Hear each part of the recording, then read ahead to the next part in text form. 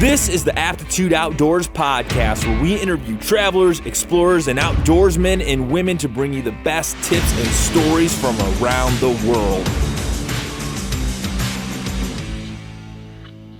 Hey everybody, welcome back to the Aptitude Outdoors Podcast here on YouTube. If you can, help me out, go down below, hit that subscribe button. Today our special guest is the Wandering Kiltsman. If you don't know who he is 2/3 of the way done with his Triple Crown, and we dive into his gear, we dive into how he prepares, we dive into music, we dive into filmmaking, and all of the things that we're both mutually interested in, so you're not going to want to miss this one. Let's dive right into it. Welcome to the Aptitude Outdoors Podcast. I'm glad you reached out. I've been following you on Instagram for a while and your journey, but before we talk really far into like all the thru-hiking business and backpacking, all this stuff, I want to get a background on you of where you got your passion for the outdoors, because like someone like myself grew up outside a little bit, but it wasn't until I got a little bit older that I was like, hey, this is what I love. So where did this passion for especially long distance hiking come from?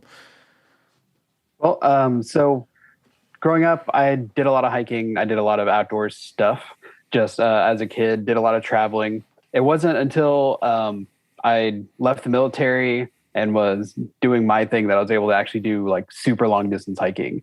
I think before the AT, the longest I'd ever hiked was, besides the military, was maybe 37 miles maybe.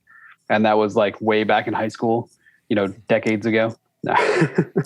But yeah, there was a good upbringing by my parents about, hey, we're going to go out, we're going to do camping. I did scouts for a couple years, I guess. And then it was just, I love being out in the woods. It was just something I grew up with. Yeah. So you said you had a background in the military. So Mm-hmm. what was that like for you? I know it's not for everyone. That's for sure. Definitely not for me. Right. So I did 8 years as a Navy corpsman. So joined the Navy, sent me through training for a year. And then after that year, I spent the last 7 with the Marines, and which it's definitely not for everyone. And I definitely don't recommend it for everyone, but I wouldn't trade it. It was a big part of my life, and it made me who I am. So I enjoyed all of it. My family has a huge military background. I was actually just visiting my cousin not too long ago, who I actually did a podcast with, and he's in the Marine Corps currently, and he's always saying like, I don't really know why you're into backpacking and stuff, because like for me that's just work and it sounds terrible, camping and sleeping out in the nasty cold weather and land nav and all this stuff. So he's like, you guys are crazy that you do this for fun. I don't even want to think about like going outdoors. So you kind of had the opposite reaction though. So you're out of the military now, and you're on a insanely huge thru hiking journey. So how did you get the idea that you wanted to tackle the Triple Crown within, was it like a 2-3 year window? Yeah. So in 2017, I decided I was going to hike. And then I had a bunch of life changes happen. Got a divorce, sold a bunch of stuff, left Los Angeles. And I said, you know what? I'm going to go do these hikes, because part of my big transition and changeover from the military is VA had me go into therapy, and my therapist was like, well, what do you enjoy doing? It's like, well, I like hiking. Well, you should go hike. It's like, it's going to take a lot of hiking. And she's like, okay, then go do a lot of hiking. So I decided that I was going to do the AT, and that turned into, you know what? Screw it. I'm just going to do the Triple Crown, because less than 500 people have ever done it. And to be able to fit it all in, I said, you know what? Fine. I'm going to do all 3 in 3 years. And then it turned into, I'm going to do 10,000 miles in 3 years. So I'm also going to be knocking out the Florida Trail, or the rest of it. And I've got one other hike planned, which I'm excited for if travel starts again, internationally, but we'll see what happens. So you started with the Appalachian Trail, correct? Yes. Yeah. So I did the Appalachian Trail in 2015. So what were some of the big, was that your first like long distance hike like ever? Yeah. Yeah. Same for me. So, Yeah. I've talked to I've talked to one Triple Crowner. I've talked to a few people who've done various thru hikes, and the first thru hike is always like a game changer for you. So what was the AT like for you compared to, the CDT and then the PCT coming up? What was like that first basically 6 months to however long it took? What was that like experience like for you, just going out there and getting into the long distance thing? Well, so starting out on the AT, I went straight from the couch basically because I wasn't allowed to do more than a mile for the 6 months leading up to the AT per day because of kidney issues. Mm-hmm. And then the day I was leaving, they're like, okay, here, we're going to pull this thing out. You are good to go. You can hike as much as you want. It's like, okay, perfect. So hitting the AT, it was a kick in the teeth because starting out at Springer, going straight up and down, it was a day short of 6 months to hit Katahdin. So it was like, I guess I'll get in shape as I go. And then there's that time limit that you don't really feel until you get into Virginia. And it's like, oh, I've got to be in Maine before they close. And then you start picking up the pace and going faster and faster and faster.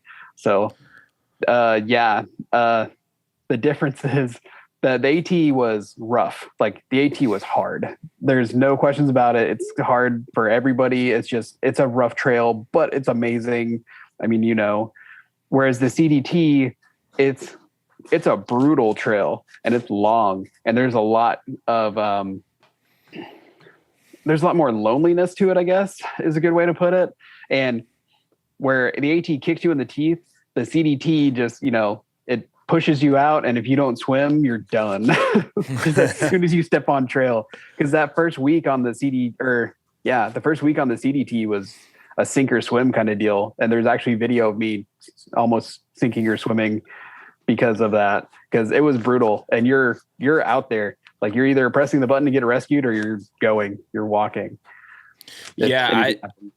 I've heard so many different things about like the AT is this, the CDT is that, the PCT is this, but every hiker I've ever talked to that's done more than one trail has always said the AT is like the most terrain difficult trail.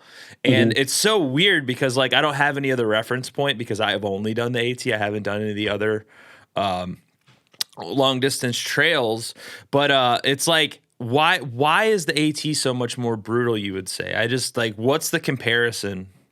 Well, so with the AT, you're climbing up and down every day. And you don't realize how much up and down you're doing until you get on a trail like the CDT or the PCT, where they have switchbacks and you're doing a gradual incline for days to get to where you're going. Whereas the AT, you can go up and down 10,000 feet in a morning and then do it again that afternoon. Where the CDT, it's like, oh man, I got to climb 4,000 feet today and then descend 4,000 feet, but it's over like 19, 20 miles. So it's longer on the CDT. And from what I hear, it is on the PCT than what it is the AT, but they're all physically strenuous. It's just the AT, it comes at you every single day, especially with the straight up and down. So you're what, 2/3 of the way into this journey now, and do you feel ultra confident? I mean, I know weather and things happen out there, but like heading into the PCT next year, do you feel like, is there still kind of that stress, like, oh man, like when you first started out, like, oh, this is going to be this big ordeal, or is it kind of just like you're just ready to roll right back into it and get it over with? I feel like I'm a lot more relaxed and stress-free on trail, even though I'm shooting video and pictures and all sorts of stuff. But going into the PCT, I have the luxury of knowledge going into the PCT by combining the CDT, which is the most brutal, the AT, which is the hardest. And from what I understand, the PCT is supposed to be the most fun of the three. So I'm looking forward to that aspect. But at the same time, I know it's going to be hard just because it's another long trail. But yeah, no, going into this one, I'm excited for the prospect that I'm going to be done with the Triple Crown. But at the same time, I'm excited to do the PCT because I've been looking forward to that one for like this entire time. So, yeah. Did you save it for last on purpose, or did it just kind of work out that way? It just worked out that way. I was supposed to start the PCT because I was living in Los Angeles when I was going to start. And then everything happened. I came back over to the East Coast to spend time with family, and it just worked out. It's like, okay, well, it'd be easier just get dropped off at Springer and walk to Maine, fly back, and then figure out how to get CDT, which somehow it worked out. But yeah, no, it was supposed to be the PCT, AT, and then the CDT to finish. So it's now been AT, CDT, and then the PCT. And everybody that I've talked to that's done the PCT is like, yo, man, if you like these trails, you're going to love the PCT, because it's been my favorite just because it's like a party on a trail. It's like, okay, that's going to be legit. I'm excited. So has your gear evolved in any like significant way, jumping from your first long distance hike on the AT to coming into the CDT, or are you just kind of like rocking the same gear? Because I know for a fact like really good backpacking gear lasts a long time. Are you switching it up, or are you just kind of rolling? So it's mostly the same companies, but I've like downsized a lot. So I went from the ULA Catalyst, which was the bigger pack, to the Ohm, which is the smaller pack, to carry less weight and force myself to carry less. I've still got the same tent that I started with, but I got to replace some zippers on it just because it's got 5,000 miles on it. Yeah. I mean, clothes change depending on the season, of course. I'm still in ultras as far as the shoes go. I tried out on the AT. I tried 6 different pairs from 6 different companies of shoes. And out of all those pairs, the ones that I liked the most were ultras and Crocs, because I did more mileage in Crocs than I did in some of those other shoes.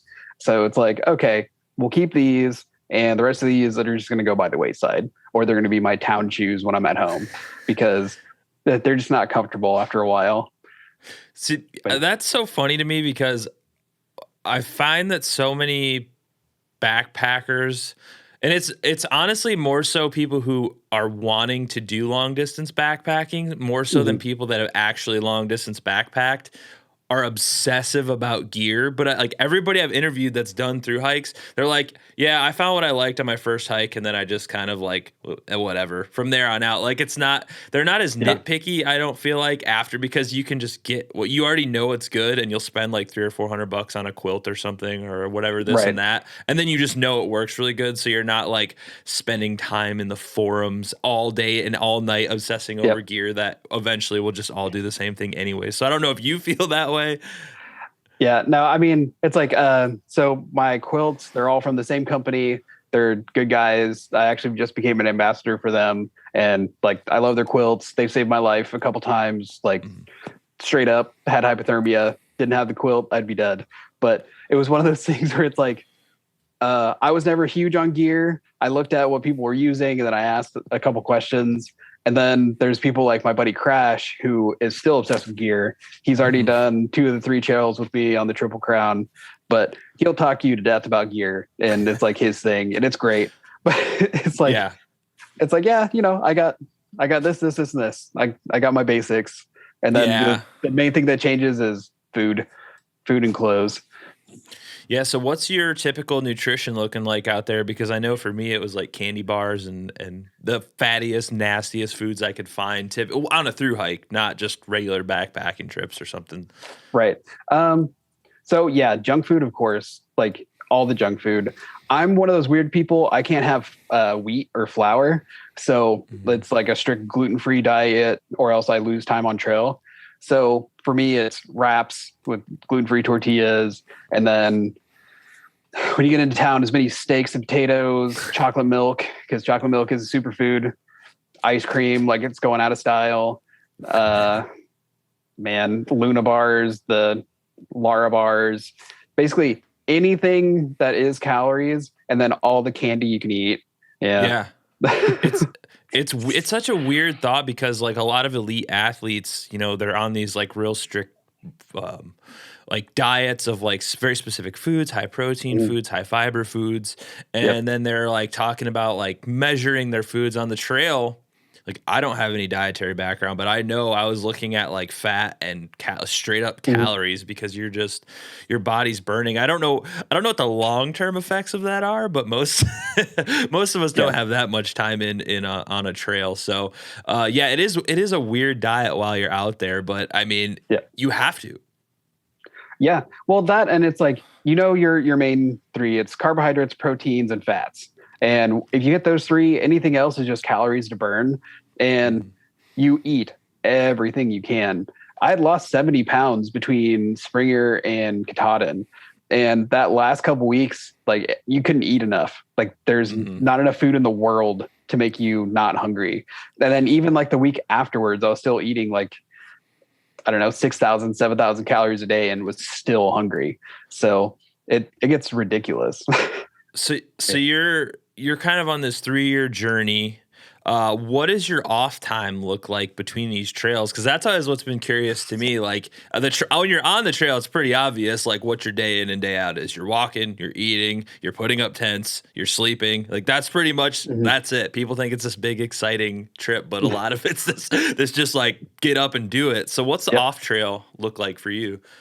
So for me, because I'm running the Wandering Kiltsman, it's weekly meetings with my team. I'm hanging out with my dog, who's currently stretched out on my bed right now. Nice. I've got a mattress and 6 boxes, and I basically bounce around for a bit while I'm in between trail, and then put everything in storage, go hike, and then get off trail and do it again. Here in a year, I won't have to do that. I'll just be setting up somewhere, looking at setting up a cabin, and doing all the right things, being a human again. Yeah.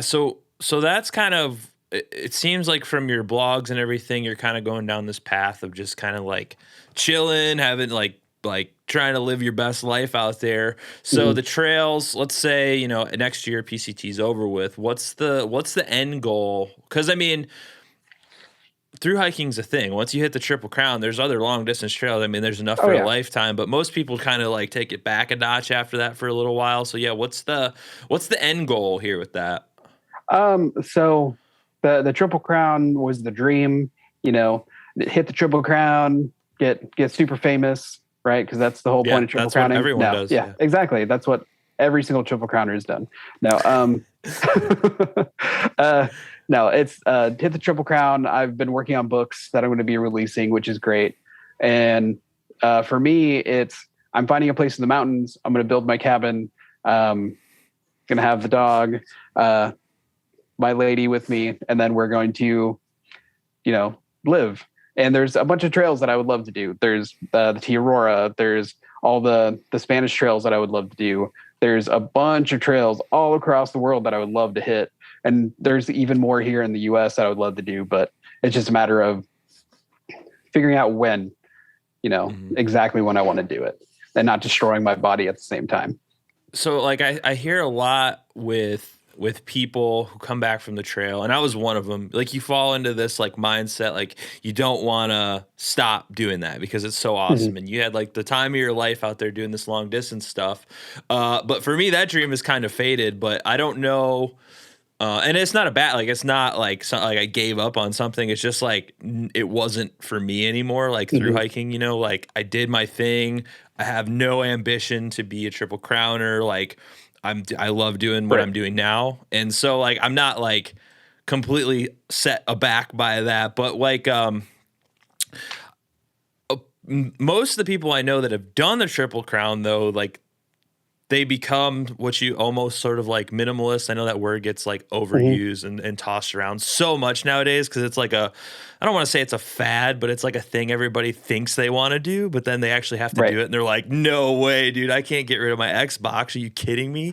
So like, is that kind of a path that you envision yourself going down though? Because like living, you said you own like 6 boxes and that's about all you have. So what's that? Yeah. What's the future of that? Are you going to try and stay like light and ready to go? Or are you just kind of going to feel like you're going to assimilate back into like normal life over time? Well, so I like simplicity, and the whole minimalism thing, it's great in theory. But once you get to a point where it's like, hey, I need a little bit of comfort, you find whatever that little bit of comfort is and just don't push past that. Because if you start hoarding stuff and you find like, happiness in things, then you're kind of taking away from everything that you're trying to accomplish through hiking, because you're getting down to nothing. You're getting physically active. You're doing things. You're not sitting in your comfort all the time.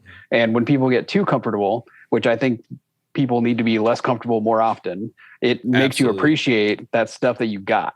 So, going out and hiking 3,000 miles, if you're comfortable the whole time, you're kind of missing the point. Mm-hmm. And, you need to step up a little bit or push yourself, because you're out there to push yourself and to figure out who you are. That's basically what thru hiking is. So yeah, doing the one hike, that's awesome, because there's people that have never hiked 8 miles in their life. There's people that never left the couch. So doing a hike and then saying, you know what, it was cool, but it's not for me. Great. Then you figured out what you want and what you don't want. Mm-hmm. So yeah. well, it's so funny because thru hiking, especially, I mean, for me personally, it was never about hiking. Like, it's just kind of like the thought of like this being light, being with just the clothes on your back, being like self-sufficient. That's what thru hiking is. It's not hiking. Hiking is just walking. Like, that's not a complicated task. That's what I always like try and get across. Like, the hiking isn't the thru hike. It's the brutal shit that you put yourself through, like the mental toughness.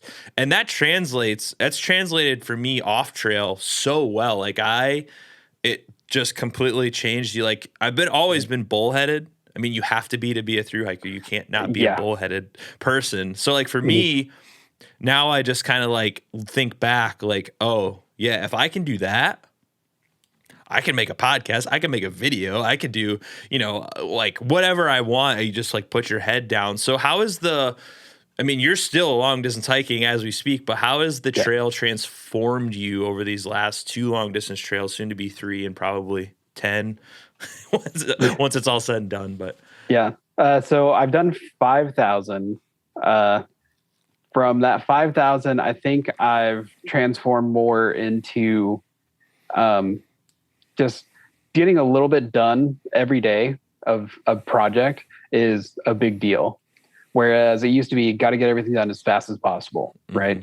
Well, if you set goals and you set a far enough out goal, and you know that you have this much time and you can do this little bit every single day to get toward it, it's going to get done. And that's the same thing with hiking. And I've figured out that I can take the simple stuff, I only need this, and I only need I need a mattress, and I need clothes, and I need like these certain things to survive on. And then I've got these little bit of comforts, then I can accomplish more by being able to focus on that one thing that I need to do while having just enough comfort to where I'm not, miserable while working on something. Yeah. Yeah. And it's crazy how it just like, I don't know. It's always like I fall back on the thru hike. It's like, my brain, if you get like bummed out or you're like, I don't really want to do this. I'm like, dude, you used to get up at 5 a.m. and hike like 15 miles a day, like religiously. Like you can go to this last meeting and like get it over with. It's not that big of a deal. Right. But one thing I noticed about you specifically is that you carry a guitar with you, which is arguably ultralight as possible, but that's super sweet because I've never actually met a thru hiker who actually like a real thru hiker who actually carried their instrument with them. A lot of people will start out and then they just ditch it. Like I did. I was like, I'm not carrying this shit. Right. How did that idea come across, and how have you stuck with that for so long? Cause I couldn't do it, man. I couldn't carry that thing all the time.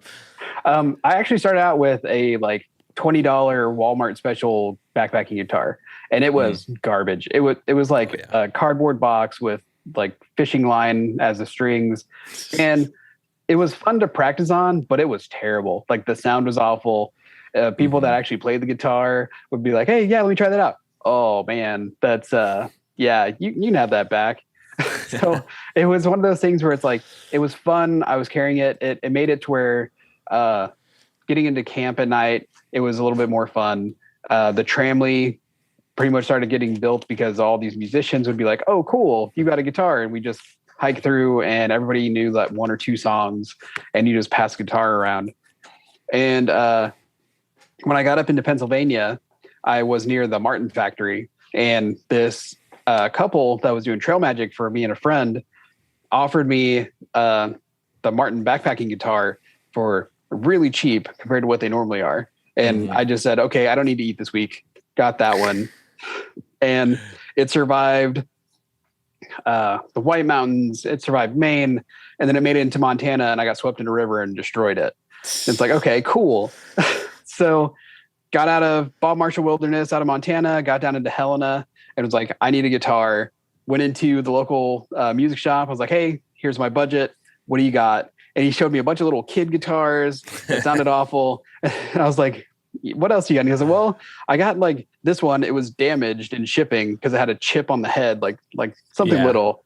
And it's like, I played it. It sounded amazing. It was right at my budget. I was like, yeah, no, I'm taking this one.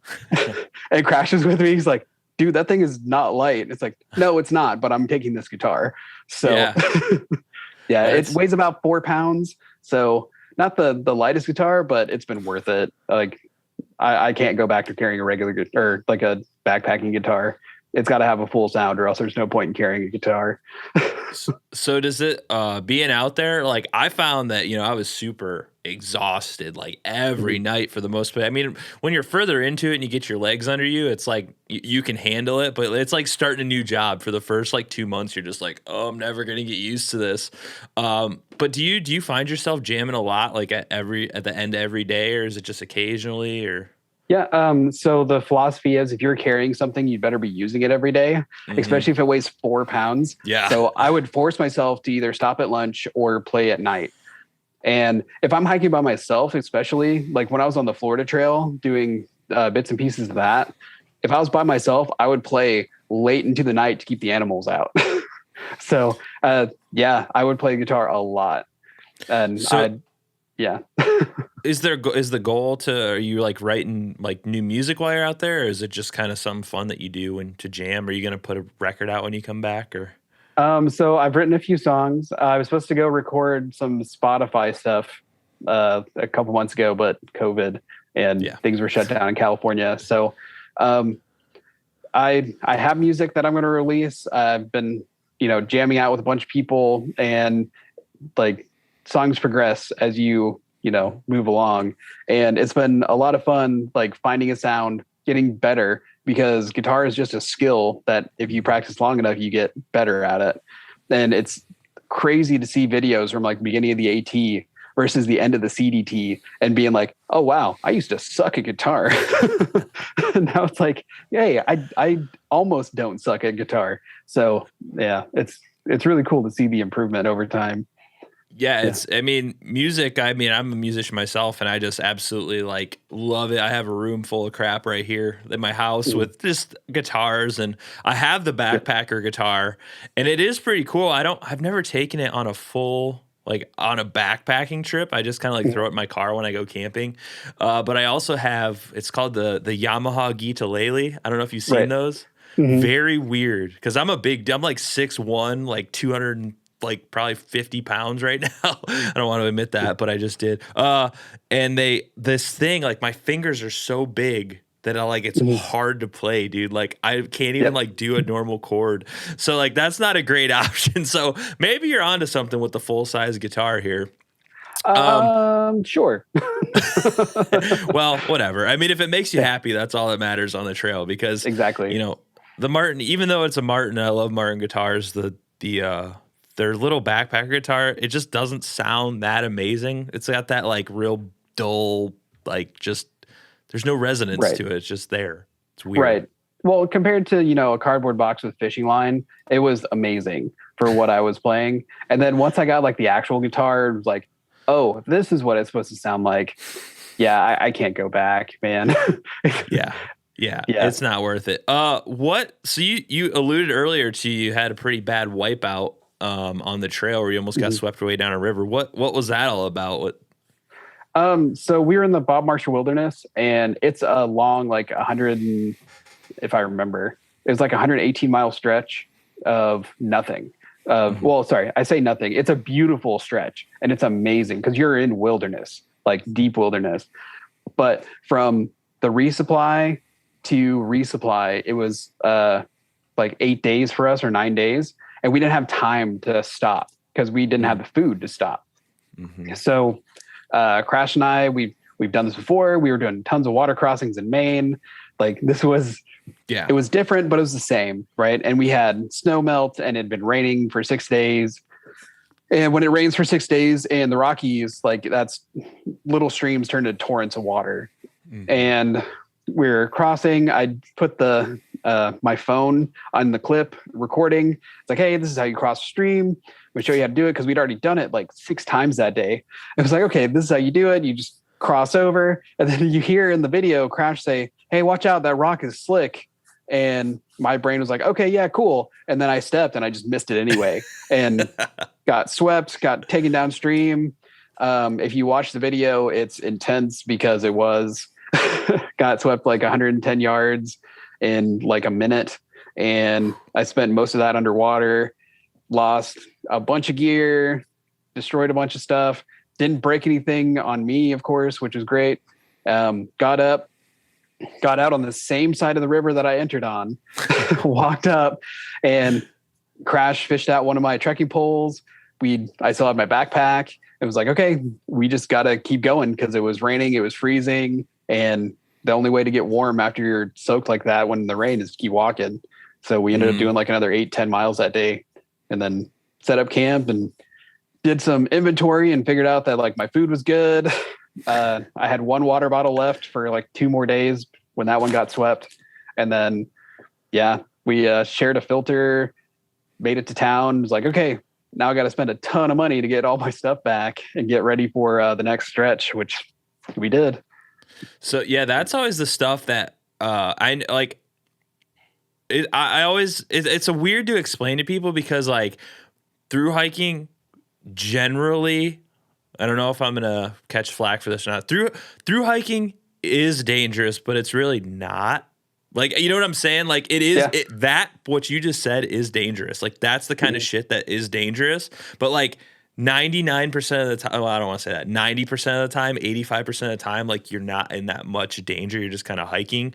But like those things like that are dangerous. So did you like have like a panic attack? Like, oh shit, this is it. This is what everybody warned me about. Or did you just kind of like, all right, just get in the zone. I'm going to fix this. Right. Well, I mean, most of like the panic inducing stuff had already happened on the AT. Right. So it's like, okay, it's just another situation. Focus. It's just like falling out of the raft in whitewater, sit down, put your feet downstream, figure out where to plant, which is a lot harder to do, by the way, than regular whitewater. And then once I got planted, I was able to grab some sticks on the side and pull myself up and out. But it was like, my brain wasn't really processing this as, oh shit, oh shit, oh shit. It was more of a, oh my God, I'm freaking cold. I'm wet. I think I'm losing stuff out of my backpack. And then once I got, set up, it was like, ow, like I got bruises everywhere. I'm hurting. I'm cold. And then I just reverted into that primal angry at everything phase and cussed my way back up to where the crossing was. I think I was basically just a crotchety old man for like 4 days after that. I'm sure Crash would attest, but it was like, there wasn't panic. It was just, okay, go through the steps. This is what you do. You do this, you do this. And then I got out and it's like, okay. And that's how you don't drown because, you got to laugh at stuff, especially when you survive it, because if not, it's just, oh, poor pitiful me. I fell into a river, a really fast one, but yeah. And it's stuff like that happens that when you come home and it's all said and done, you're like, like stuff just stops bothering you as much. Like, yeah, at least I didn't like fall into a freezing cold river and lose $400 in gear today. Can't be too bad. Right. And actually, that one wasn't even that bad. When I was on the AT, I had a $1,500 day when I dumped a bunch of like camera equipment and gear and stuff into the Shenandoah. And it was like, oh yeah. $400 isn't terrible, I guess. That still sucks. I mean, when you're out there too, like a lot of people don't realize it's like, it might be $4, $5, days before you can like go get new stuff. It's not just like click the Amazon button and like, cool, here we are. We got a new coming thing in 2 days. Like you have to find a new camera. You have to find a new tent. It's not just like you can just wing it and go online and get it. So, speaking of that, you said you have a background in like cinematography, video. You've been filming a lot of this stuff. So what kind of gear are you using for filming yourself while on the go? Because I know personally that's no easy task. Right. So with the AT, I started out with a Sony Alpha camera. Like I had a A6000, I think, and then I moved to an A5600 because they were light and they were, they were 3-chip cameras, but they were like solid state drive cameras where it was a beautiful image, but you're still carrying around this lens and you're doing this stuff, which is great, except for when you're on a timeline and you're, not the best with equipment, because I ended up going through 2 of those. Wow. And then lately I started out the CDT with a GoPro, which I got from my buddy Trevor, which is awesome. And I use my Google Pixel XL for all my like panoramics, most of the video. After Wyoming, I think everything was basically shot on the phone camera. And if you look at the Instagram stuff, like the quality is the same. Yeah. Like I would take that over most cameras, unless I have like a crew with me that'll carry like all the batteries and shit that I would need, or batteries and stuff that I would need. And then, it's like, yeah, I can shoot 360 degree like VR stuff on a phone, and I can shoot like these amazing panoramics, and I can shoot these great pictures of video. And then once I get into town, I just all uploads to a cloud, which my production team, JJ and Victoria, go through and scan through everything and pick out what they want to use and give it to the editors, or just take it and put it straight up to social media. So yeah, I'm all about the camera with the Yeah. And it's so funny because I feel like nowadays we're so spoiled because you can grab a phone. I mean, a phone's a pretty big investment. They're pretty pricey. But I mean, for someone like me, I'm running like when I do in-studio podcasts, I'm running sometimes 3-4 cameras. And I just throw some GoPros up and they look like good. Like they're not the best cameras in the world, like for like super pro HD cinematography, but for just like stationary sitting in studio, they look great. Or the stabilization they built into everything nowadays is just killer. You can just start walking and talking, and it looks like you have a $5,000 gimbal on your back or something. You know what I'm saying? So and for like vlogging style stuff, I have the GoPro like 24/7. I always have that thing in my pocket, just running around. So I feel you there. So what is kind of like your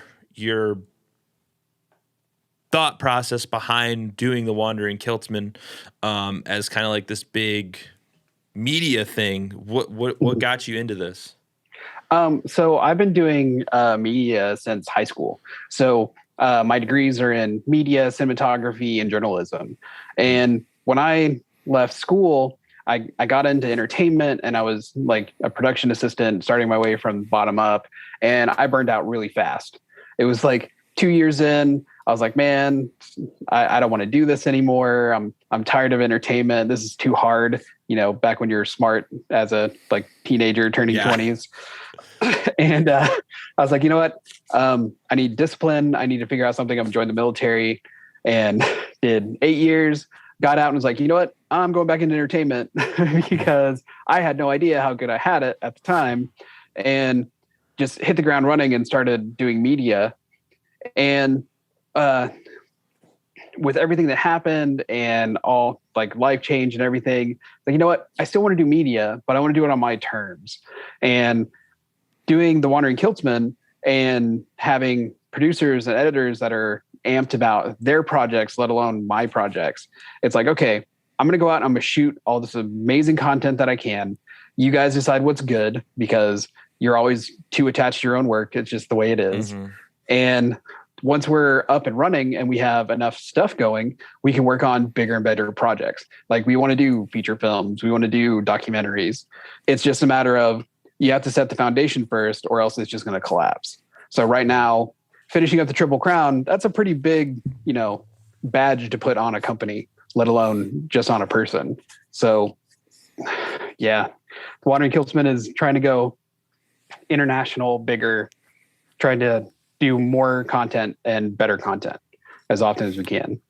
And it's a hard game, man. That's the name of the game nowadays. It's not as easy. I work for some local businesses, and I do freelance stuff, obviously with media. And I mean, that's the game around where I live. So you just gotta hustle and do it. And it's hard because a lot of companies they're kind of stuck in like the old school PR kind of stuff with like getting in the newspapers and billboards and stuff. And I'm like, you can buy a Facebook ad for like $5, dude, and it'll reach way more people. So I know the feeling, and doing it on your own terms is always a good feeling. I think like people like us who've done long distance and kind of like flip the script on the normal life, just going out there and being on your own, we kind of lose that willingness to want to work for other people a lot of the time. Yeah, no, exactly that. It's one of those things too, where people are like, yeah, so what are you going to do for work when you get done? It's like, for work? It's like, what do you mean for work? Yeah, what is that? I don't know. Like, this is working for me, and I haven't had a job since like 2016. So yeah, it's if you can find what you love and make money off of it, or enough to survive off of it, then the thought of working for somebody else for 60, 80 hours a week just to be able to afford the gas for the car to drive to work. Yeah, I don't get it. That's definitely not on my list of things I want. Yeah, man, it's a strange feeling, but you like, once you commit, you're like, I'm doing this. I mean, I still work a normal job, but like, I love it because it's all media. Like, it's just doing what I like to do. It's basically like running this podcast, but I get paid for it. So it's pretty awesome. Obviously we have to touch on the kilt. I mean, I'm surprised it took this long, but I mean, the name like the Wandering Kiltsman, it's pretty obvious that you're a kilt aficionado. So I've seen men in the trail on kilts before, but I've never asked why the kilt. So I get asked all the time, but in 2016, I went to the Scottish Highland Festival at the Queen Mary in Los Angeles. Somebody had given me a kilt as a gift, and I thought, okay, this is cool. I'm going to wear it and go to this thing, and, it's just something I'll wear, and we'll see how it goes. And when I got home from that festival, like after the third day, I threw away all my pants. And it's like, you know what? I'm just going to be in kilts from now on because this is amazing. Like, more people should wear kilts. Like, across the board, everybody should wear a kilt. And, you get more confidence wearing one. It's cleaner. It's a kilt. Like, you don't see people walking around wearing kilts every day. So if you're an introvert, sorry, you're not an introvert anymore. People are going to come up and ask you 1,000 questions about your kilt. It's usually like those tough guys that are like, oh man, why are you wearing a skirt? It's like, hey, so here's the thing. How many women have asked you today what underwear you're wearing? And then they stop and think about it. It's like, right, you need to wear a kilt. And then they rethink it. And they're like, okay, yeah, I should wear a kilt. But for me, the practicality of it, the comfort, just everything about the kilt itself, it just makes sense to me. So, and on trail, I don't have to carry extra weight for things like underwear or an extra pair of pants or an extra pair of shorts. Like, I have one pair of shorts for town when I'm doing laundry. I've got one, maybe two kilts when I'm hiking, and then socks, socks and shirts. I mean, when it's cold, are you wearing like a base layer, or are you just rocking the kilt raw? So I switch between different weight wool for kilts. So when it's cold out, I wear it's basically an 8-pound kilt because they're 16-ounce wool fabric. And what it does is that it traps the heat underneath because heat rises. And because your femoral arteries, so A and P lesson, since your femoral arteries are rubbing against each other, you can regulate your body heat easier without having fabric in between your legs. And then if it's too hot and you start rubbing, they make Body Glide for that. So yeah, I've been there. Yeah. Yeah. But does this thing have like pockets in it, or is it just like a big so fluffy... It depends on who makes it. So I've gone through a few kilts. One of the companies, Damn Near Kiltum, who I started out with, they have pockets in theirs. There's a couple like knockoff companies that do pockets. But usually like the good quality kilts don't have pockets. They use sporins, or you just use the pockets on your hip belt for whatever backpack you got. So that they can have pockets, but not generally. Guess don't knock it till you try it. I've never had one, but yeah, I don't have any. I don't even know where you would get a kilt besides the internet at this point. Like I've never seen more than like 2 people in my life just wearing kilts. So I don't even know where to begin with that. Right. Not trying to be a tough guy or anything, but I don't think I could rock the kilt. No, the funny thing is, like, people that hang around me long enough, I eventually get them to wear a kilt at least one day on trail. And the guys that have done it, they said it's cool, except for the chafing. It's like, okay, well, that's what Body Glide's for. But as far as like getting a kilt, online is where I usually get them. The last one that I bought in store was in Vermont because they have an actual like Scottish store right next to one of the gear stops in Manchester Center. And I got in there. I just lost a kilt, and I was like, "Hey, you lost one?" Yeah, it was part of the Shenandoah $1,500 day thing. Oh, okay. I lost a lot, and I was like, "Hey, I know this is a weird question, but is there any place around here that sells kilts?" And the girl at the counter was like, "Actually, you see out the window over there that blue flag hanging?" It's like, "Oh, holy crap!" It's like, "I'll be right back." And I left, and I was wearing like these really short shorts, and I walk over. It's like, "Hey, so I'm the Wandering Kiltsman. It's like what I do. I'm looking for a kilt. If you guys have anything at all, like I would be appreciative." And the guy's like, "Actually, follow me real quick." And he led me upstairs in their store, and it was like 2,000 square feet of just kilts everywhere. I was like, "Okay, this is amazing." So he hooked me up with a great deal on a really expensive kilt, and I was like, "Okay, this is perfect." And I wore it all the way up to Katahdin. I wore it a lot of the CDT. Like they're built to last, and they're multi-use. I use them as blankets all the time because it's just a thick wool blanket basically, or a ground pad or whatever. So that is impressive. I never thought about that. I mean, if they are like 100% wool, then I mean, like that's the best that you can get. Wool is like cream of the crop, and a lot of people, it's more common nowadays, but like I never used to be able to find anything wool except for like big, real like itchy, shitty sweaters that sucked, and then you shrink them on accident and they get like this big and they don't fit anymore. So do you have any like really standout stories from either the AT or the CDT that kind of really resonate with you? You're like funny, scary, terrifying, animal encounters, whatever. Cause that's always there's always got to be like 1 or 2 stories that are just like, this is the most insane thing that's ever happened to me. Right. So hundreds of them, but the biggest one that I bring up all the time, because it's just one of those, like, the fact that it even happened. I was walking through New Jersey, and I was at like 30-mile days because I was trying to catch up and like, beat the clock. And it was midnight, and I was powering through. I had my music playing because I was alone. I was like the last person on trail, and I wasn't paying attention, and I rolled my ankle like really bad, where like normally on trail, if you roll your ankle, you're just like, whatever, and you just walk. Well, this one hurt really bad. So I lay down in the middle of this trail, and I'm stretching my leg out, and I hear something. So I sit up, and about 8-10 feet right in front of me was a black bear coming up to check out whatever this thing was in trail. This light that was moving like this on trail that was cussing and moving around. And I sit up, we lock eyes, and we both like crapped our pants and ran opposite directions. It was like, okay, I guess my ankle doesn't hurt that bad. So I did another mile, caught up with these guys that I'd talked to like earlier in the week. I was like, hey, I'm going to camp here with you guys because I just ran into a bear, almost literally. So I'm just going to hang out for a bit. That's the bear encounters.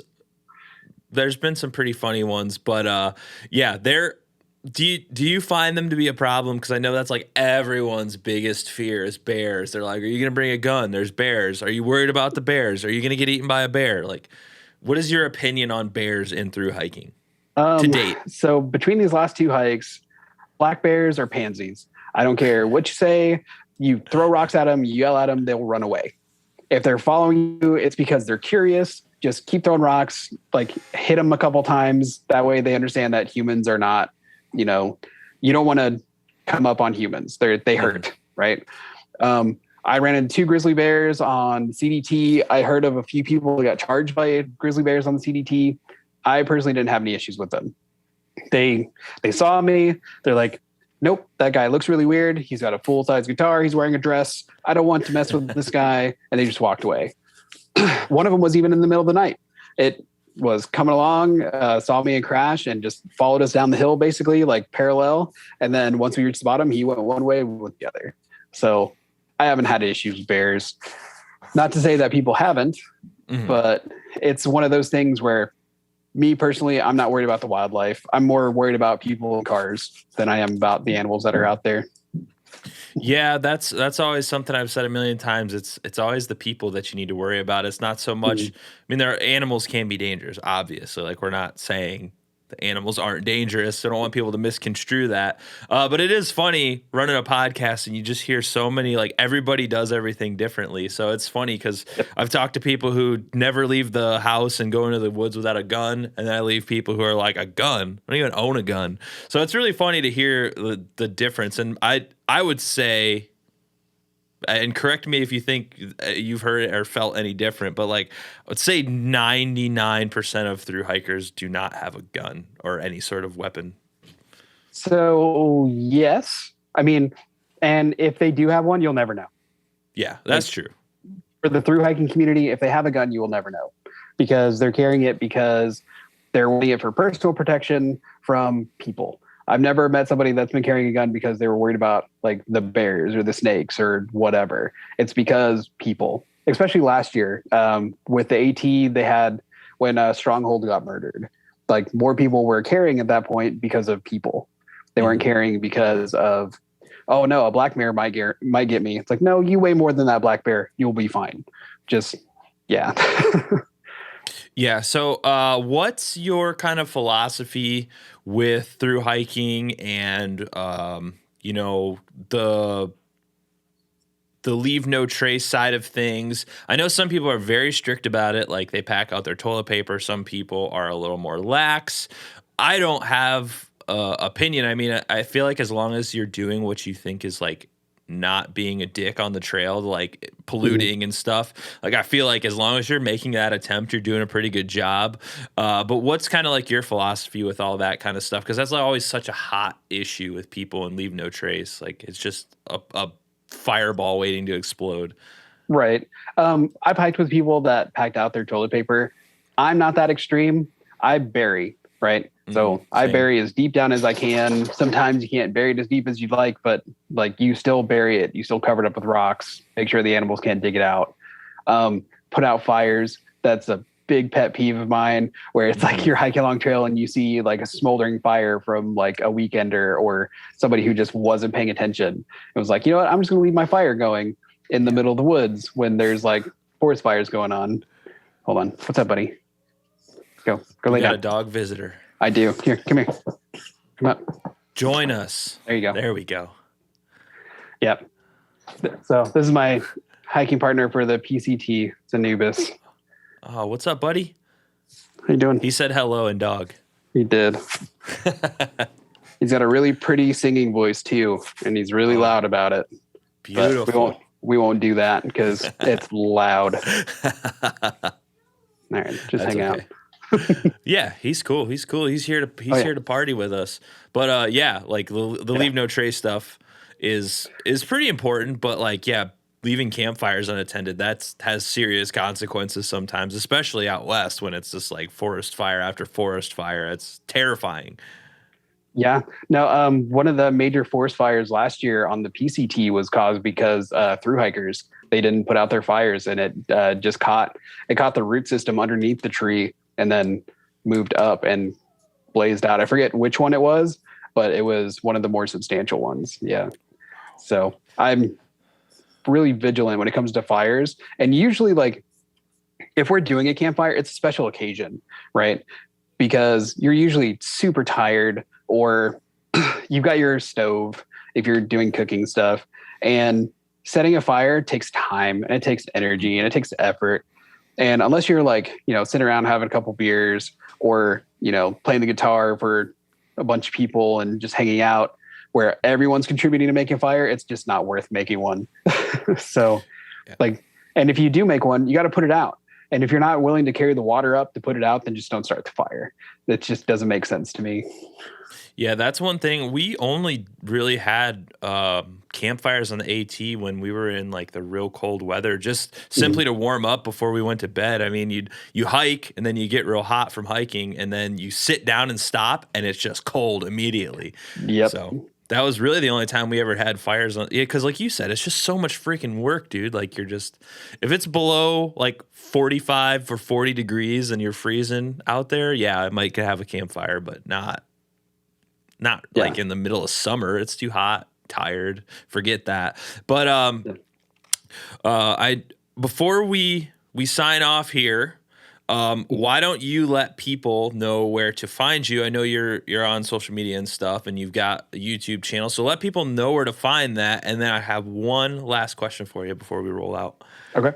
So online, you can go to thewanderingkiltsman.com and from there, it'll link to the YouTube, which is youtube.com/c/thewandering-kiltsman, or you can find me on the Instagram at thewandering-kiltsman. So basically, if you Google The Wandering Kiltsman, you'll find me somewhere. And the website's the best place to find every one of those links. Mm-hmm. Perfect. So one question I like to ask everyone, but specifically through hikers a lot, because you've done a lot of traveling already.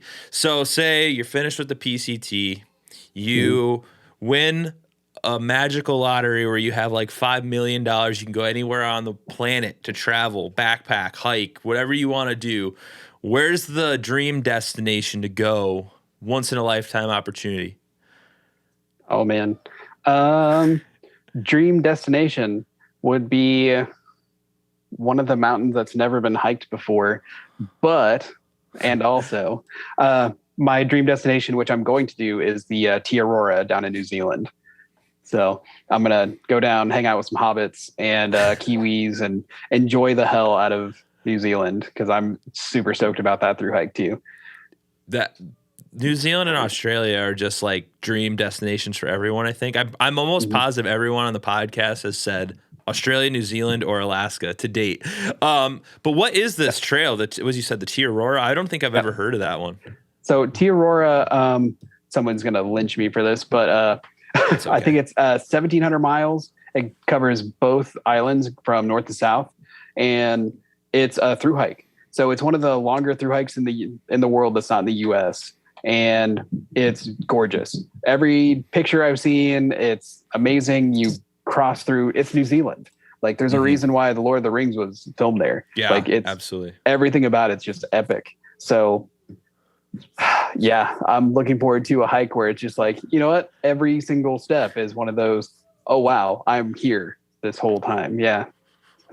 All right. Well, I want to thank you again for coming on the podcast. I appreciate you reaching out. Everybody make sure to go follow the Wandering Kiltsman. You post pictures on Instagram like daily almost, I would say. You're always on there. So it was really nice to talk to you, and we'll have you back after you finish the PCT. Maybe we'll have the final chapter of the Triple Crown thru hike. How's that sound?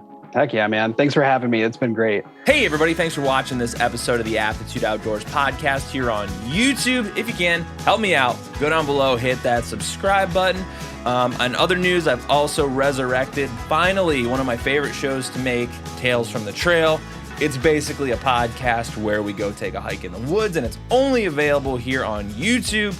I'm trying to get that show going, and with COVID, things are getting a little more loose, people are a little more comfortable, and the vaccine's coming out, so everything is kind of slowly working back to normalcy. So I'm really trying to get that back up because it's just a fun show to make.